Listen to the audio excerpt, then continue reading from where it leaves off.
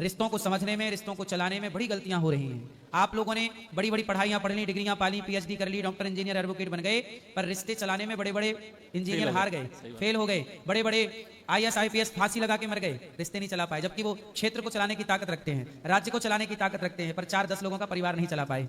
तो परिवार चलाना सामान्य बात नहीं है, इसलिए परिवार चलाने की कला सीख लो तो खुश रहोगे, वरना रोते रोते चलेगी। धन्यवाद राधे राधे गुरुजी जी। जैसा हम लोग अभी जितनी भी कन्वर्सेशन सुन रहे थे और आसपास देखते हैं, हम ये देखते हैं कि हमारे जो पारिवारिक मूल्य हैं उनका दिनों दिन पतन होते जा रहा है। तो हम ऐसी क्या एक्टिविटीज़ अपने घर में करें या फिर लोगों को ऐसा इन्वॉल्व करें कि लोगों का सामंजस्य बना रहे। और दूसरा सवाल ये है कि पहले एक का उत्तर सुन लीजिए। आजकल परिवारों में सबसे अधिक कमी किस चीज़ की आई कि आपसी वार्तालाप कम हो गई, मोबाइल पे ज़्यादा समय देने लग गए। बेटा बाप से नहीं बोलता, बाप बेटे से नहीं बात करता, भाई भाई से बात नहीं करता। जब बातें नहीं होंगी तो परस्पर प्रेम नहीं होगा, प्रेम नहीं होगा तो एक दूसरे के प्रति समर्पण का भाव नहीं होगा, फिर रिश्ते कमजोर होते चले जाएंगे और कमजोर रिश्ते जरा से झटके में टूट जाते हैं। कहते हैं ना, रहीमन धागा प्रेम का मत तोड़ो चटकाए, टूटे से फिर ना जुड़े, जुड़े तो गांठ पड़ जाए। इसलिए आपसी प्रेम बहुत जरूरी है। इसलिए सारे लोग मिलकर कीर्तन करो, सत्संग करो, अच्छी बातें कहो, अच्छी कहानी सुनो, अच्छी बातें देखो सुनो, साथ में समय बिताओ, साथ में थोड़ा घूमो फिरो, एक दूसरे से मिलो जुलो, हंसो, मिलके हंसो, सब लोग साथ में हंसने की बातें करो, इससे प्रेम बढ़ेगा। ठीक है। दूसरा प्रश्न ये है कि आजकल लोगों में पेशेंस बहुत कम होते जा रहा है, बहुत जल्दी एग्रेसिव होना, और कोई भी लड़ाई झगड़े अगर किसी परिवार में होते हैं तो लास्ट में हमें यही समझ में आता है कि कोई बात ऐसी थी नहीं कि इतने झगड़े हो गए। तो उससे उन चीज़ों से बचने के लिए हमें क्या करना चाहिए? आज के युग में सहनशीलता की बहुत कमी है। ठीक है, क्यों कमी है? सहनशील क्यों नहीं है? क्योंकि सब लोग सेल्फ डिपेंड हैं। सबको लगता है कि जरूरत ही नहीं है हम क्यों तुम्हारी बातें सुने और क्यों आपकी बात सहें, जबकि आप कितने भी आत्मनिर्भर हो जाइए पर रिश्तों में सहन करना ही पड़ता है। और मैं आपसे एक बात और कहूं आपके माध्यम से कि आप अपने आप में कितने भी सेल्फ डिपेंड बनिए, आत्मनिर्भर बनिए, पर परिवार में आत्मनिर्भर बनने की कोशिश मत करिए। पुत्र वही अच्छा है जो पिता पर निर्भर हो, पिता वही अच्छा है जो पुत्र पर निर्भर हो, पत्नी वही अच्छी है जो पति पर निर्भर हो, और पति वही अच्छा है जो पत्नी पर निर्भर हो। जब निर्भरता एक दूसरे पर आएगी तो परस्पर प्रेम बढ़ेगा। जब आपको यह पता चल जाएगा कि आपके पिता के सिवा आपका कोई नहीं है, या जब आपको यह पता चल जाएगा कि पिताजी तो आपके अतिरिक्त किसी को जानते नहीं, किसी के भरोसे नहीं, तो आप उनकी फिक्र करोगे ज्यादा। लेकिन जिस दिन आपको यह पता लग जाएगा कि मेरा बाप तो सेल्फ डिपेंड है, उसे तो मेरी जरूरत ही नहीं है, तो फिर आप अपने पिता को समय नहीं दोगे। लेकिन आपको ये, जैसे छोटा बच्चा सेल्फ डिपेंड नहीं होता, वो माँ बाप के आश्रित होता है, इसलिए उसे ज्यादा प्यार मिलता है। लेकिन वही बच्चा जिस दिन सेल्फ डिपेंड हो जाता है उसे प्यार मिलना कम हो जाता है। तो आत्मनिर्भरता संसार में तो हो कि मैं कमा खा रहा हूं, ये आत्मनिर्भरता तो अच्छी है, पर परिवार में आत्मनिर्भरता नहीं होनी चाहिए। पत्नी पति पर निर्भर हो और पति पत्नी पर, इससे क्या होगा? एक दूसरे का प्रेम बना रहेगा। अब सब लोग कहते हैं कि हमें आपकी जरूरत ही नहीं है। जब पत्नी कहेगी मैं आत्मनिर्भर हूं तो फिर वो आपकी रिस्पेक्ट क्यों करेगी? जी बिल्कुल सही बात। और पति को लगेगा जब मैं सेल्फ डिपेंड हूं, आत्मनिर्भर हूं, तो मैं पत्नी की रिस्पेक्ट क्यों करूं? इसलिए रिश्तों में निर्भरता नहीं चाहिए। ये गलत वे पर चले गए लोग। आत्मनिर्भरता के चक्कर में वो इतने निर्भर हो गए कि उन्हें किसी की जरूरत नहीं, स्त्री को भी पुरुष की जरूरत नहीं है। फाइनेंशियली इंडिपेंडेंट हो सकते हैं पर पारिवारिक मामले में नहीं। पारिवारिक जरूरत नहीं है। आप आर्थिक रूप से सेल्फ डिपेंड बनिए, आप मजबूत बनिए आर्थिक रूप से, मानसिक रूप से भी मजबूत रहिए, पर पारिवारिक रूप से मुझे लगता है कि निर्भरता चाहिए ही चाहिए। चारपाई होती है जी, चारपाई जानते हैं? जी जी। खटिया जी, खटिया जानते हैं? जानते हैं जी। खटिया में कितने पाए होते हैं? चार होते हैं और चारों एक दूसरे पर निर्भर हैं। एक भी हटा दीजिए उसकी निर्भरता खत्म हो जाएगी तो चारपाई रह ही नहीं जाएगी। सही बात है ना? ऐसे ही रिश्ते चारपाई की तरह होते हैं। पति पत्नी पे निर्भर है, बच्चे माँ बाप पे निर्भर है, माँ बाप बच्चों पे। जब तक माँ बाप बच्चों पर निर्भर थे तो बच्चों ने माँ बाप को वृद्धाश्रम नहीं भेजा, और जहां सेल्फ डिपेंड की बातें स्टार्ट हो गई तो लोगों को लगा तो ये तो अपना सब कर लेंगे, इन्हें जरूरत ही नहीं हमारी। सही बात है। समाज में कहीं ना कहीं गलती सब कर रहे हैं। रिश्तों को समझने में, रिश्तों को चलाने में बड़ी गलतियां हो रही हैं। आप लोगों ने बड़ी बड़ी पढ़ाइयां पढ़ ली, डिग्रियां पाली, पीएचडी कर ली, डॉक्टर, इंजीनियर, एडवोकेट बन गए, पर रिश्ते चलाने में बड़े बड़े इंजीनियर हार गए, फेल हो गए। बड़े बड़े आईएएस आईपीएस फांसी लगा के मर गए, रिश्ते नहीं चला पाए, जबकि वो क्षेत्र को चलाने की ताकत रखते हैं, राज्य को चलाने की ताकत रखते हैं, पर 4-10 लोगों का परिवार नहीं चला पाए। तो परिवार चलाना सामान्य बात नहीं है, इसलिए परिवार चलाने की कला सीख लो तो खुश रहोगे, वरना रोते रोते चलेगी। धन्यवाद गुरुजी। मेरा सवाल धर्म और शिक्षा से लेकर है। जैसे साधु संत शंकराचार्य और बहुत सारे कथावाचक भी कहते हैं गुरुजी, मेरा बोलने में अगर कुछ गलती हो तो क्षमा कीजिएगा, कि बच्चों को गीता का, रामायण का श्लोक याद करवाना चाहिए, गीता रामायण पढ़वाना चाहिए, सनातन धर्म का संस्कार, संस्कृति, शिक्षा का बताना चाहिए। तो गुरुजी मेरा सवाल है कि जो बच्चा स्कूल में पढ़ रहा है, मेघालय का शिक्षा, अंग्रेजों का जो शिक्षा पढ़ रहा है बच्चा, क्या वो गीता रामायण पढ़ेगा? क्या गीता रामायण का श्लोक याद कराएगा? अगर आज माँ बाप जितने भी पढ़े हैं स्कूल में, वो कोई माँ बाप गीता रामायण का श्लोक नहीं याद करवाते हैं और ना ही गीता रामायण पढ़वाते हैं।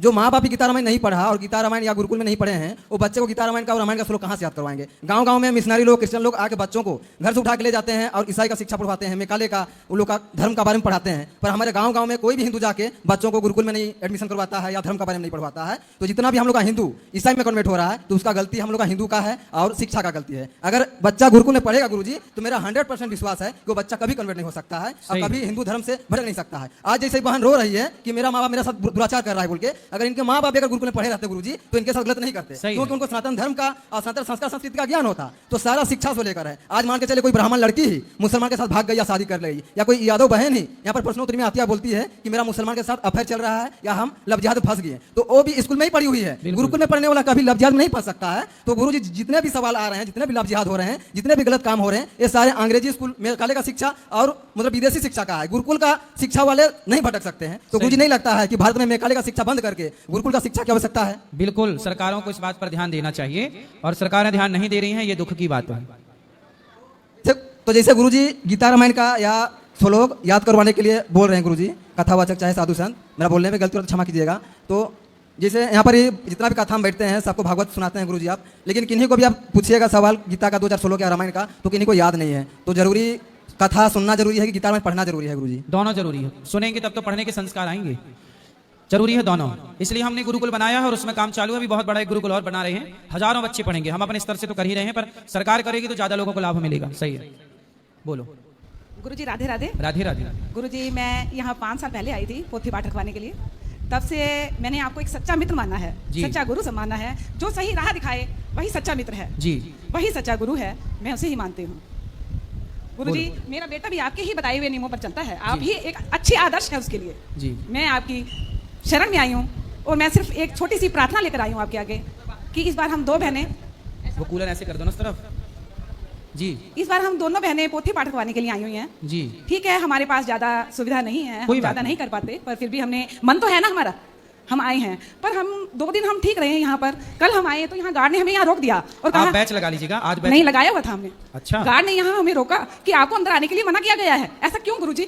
नहीं, आपको आज बोल देंगे तो यहाँ बिठाएगा। हमें कोई सोफा नहीं चाहिए, हमें कुछ नहीं चाहिए गुरुजी, हम सिर्फ प्रेम चाहते हैं, भागवत की शरण में आए गुरुजी। आज मैं बोल दूंगा कि भाई ऐसा व्यवहार ना करें। जमीन में छोटी सी जगह चाहिए।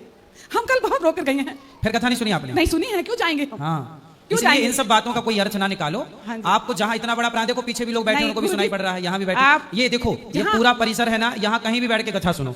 आगे ही बैठना है, ये भी हमारी जिद ना हो, हम पीछे भी बैठ के सुन सकते हैं। आप जहाँ बिठाएंगे गुरुजी हमें सभी, आप चिंता ना करो, आगे तो बैठना। हम तो चाहते हैं सब आगे बैठे, पर सबको आगे बैठेंगे तो इतनी जगह नहीं है कि सब आगे बैठ जाए। किसी ना किसी को तो पीछे बैठना ही पड़ेगा, यही व्यवस्था है। सही है कि नहीं? आप देखो जितने लोग पीछे बैठे हैं, यदि वो जिद कर लें कि हमें भी आगे बैठना है, सब आगे बैठे, तो पीछे फिर व्यवस्था बनेगी कि बिगड़ जाएगी? वो बात आपकी ठीक है। हाँ, इसलिए जहाँ कथा सुनने आए तो जहाँ जगह मिल जाए वहीं। लेकिन मैं उनको समझाऊंगा, उन्होंने गलत व्यवहार किया। ठीक है, कोटि कोटि नमन। खुश रहिए, खुश रहिए, खुश रहिए।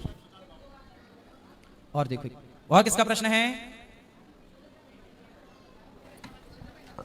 राधे राधे गुरुजी जी। गुरुदेव, मेरे को मतलब पिछले 30-35 साल से बिहार कर आई हूँ, तब से यही चीज़ एक सुनने को मिलती आई है कि पितृदोष होने की वजह से पूजा में सफलता नहीं मिलती और आशीर्वाद नहीं मिलता। तो मेरे मन में हमेशा ये संशय रहता है कि ऐसा भी कुछ है हमारी संस्कृति और सभ्यता में कि पितृ का दोष या माता कुलदेवी की कृपा में भागवत जी के पाठ करने से, भागवत जी सुनने से पितृदोष से मुक्ति मिल जाती है। या गया श्राद्ध करिए, गया श्राद्ध है, भागवत जी के पोथी पाठ है, इससे पितृदोष की मुक्ति होती है। पर होता है क्या गुरुजी? मेरे मन में ये काहे नहीं होता, सब होता है, सब होता है। जैसे आपके दादा परदादा सब चले गए, यदि उनने पुण्य किया होगा तो उनकी सदगति हो गई। किसी के पुण्य पूरे नहीं हो पाते तो वो ये चाहते हैं कि हमारे लिए हमारे बच्चे पुण्य करें, तो उसका पुण्य हमें मिलेगा और उस पुण्य से हमारी गति हो जाएगी। जब नहीं करते बच्चे तो वह उनको सताने लग जाते हैं, उसी का नाम है पितृदोष।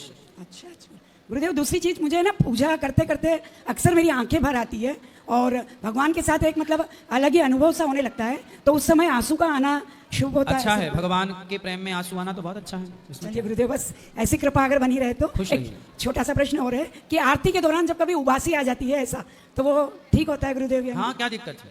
मतलब उबासी तो आती रहती है, शरीर की रचना है। राधे राधे जी। राधे राधे जी। हाँ भैया, 5-6 साल से मैं और मेरे हस्बैंड आपका प्रवचन सुनते आ रहे हैं, और मेरे हस्बैंड दिन में भी सुनते थे, रात को 3 बजे भी आपका जो आता था वो भी सुनते थे छिप छिप के। मैं कहती थी सो जाओ, वो इतना हो गए कि दिन रात आपका ही नाम लेते थे, मतलब आपके कृष्ण जी का प्रवचनों का, और मुझे कहते थे कि ये ना वीणा साक्षात ये कृष्ण रूप में आए हैं धरती पे, इनको कोई पहचान नहीं रहा अभी। तो मैं अपने घर में भी प्रवचन, जब गीता जी की क्लासें अटेंड करती हूँ, आपके प्रवचन सुनती हूँ, तो मैं बहुत रोती हूँ, बहुत रोती हूँ। क्यों? मतलब इतना साक्षात मुझे लगता है जैसे कृष्ण जी मेरे सामने, आप कृष्ण जी हो। हम तो उनके दास हैं, आपके भी दास हैं। तो मैं कहती हूँ आप में इतनी शक्ति कहाँ से आती है कि लोगों के इतने जो प्रश्न पूछते हैं बिल्कुल सटीक उत्तर देते हैं आप, मन शांत हो जाता है। आपको इतनी शक्ति कहाँ से मिलती है? आप साक्षात क्या भगवान हो? नहीं, हम सब भगवान के दास हैं। भगवान ही भगवान हैं, कोई इंसान कभी भगवान नहीं हो सकता। हाँ, हम सब भगवान के सेवक दास हो सकते हैं। और भगवान सपने में आते हैं, राधा जी के साथ भी आते हैं, फिर वो छिप जाते हैं। भगवान का स्वप्न में दर्शन जिस तरह से हुआ वो बहुत अच्छा है, ये होता रहना चाहिए। तो कभी साक्षात दर्शन कभी होंगे कि नहीं? मैया, साक्षात दर्शन आपको रोज होते हैं। हम जीव इतने अज्ञानी हो गए हैं कि हम साक्षात भगवान खड़े हैं पर पहचान कहाँ पा रहे हैं। संत जन कहते हैं कि सीय राम मैं सब जग जानी, वेद कहते हैं सर्वम खलविदम ब्रह्म। भगवान कहाँ हैं? आज भगवान को प्रकट होना होगा तो कहाँ से प्रकट होंगे? कोई यशोदा से ही तो प्रकट होंगे, कोई देवकी, कोई कौशल्या से ही तो प्रकट होंगे।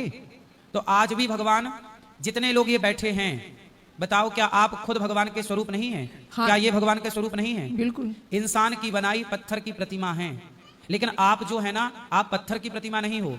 पत्थर की प्रतिमा को इंसान ने बनाया है, लेकिन आपकी रचना भगवान ने की है। इसलिए आप सब में ही भगवान का वास है। जब तक आपके अंदर वास है तब तक आप हो। मैया, जिस दिन आपके अंदर से भगवान निकल जाएंगे ना, उस परमात्मा रूपी आत्मा निकल जाएगी ना, उस दिन लोग आपको चिता पे जला देंगे। मेरे अंदर जब तक आत्मा है तब तक मैं यहाँ हूँ, आत्मा के निकलते ही लोग मुझे जला देंगे। तो कीमत मेरी नहीं है, कीमत भीतर बैठे उस परमात्मा की है जो आत्म तत्व के रूप में सबके भीतर विराजमान है। सच बताओ, आत्मा के निकल जाने के बाद कोई इज्जत है? बिल्कुल नहीं। माटी है कि नहीं? तो कब तक मैं हूं? जब तक वह आत्मा मेरे, जब तक वह परमात्मा मेरे भीतर है।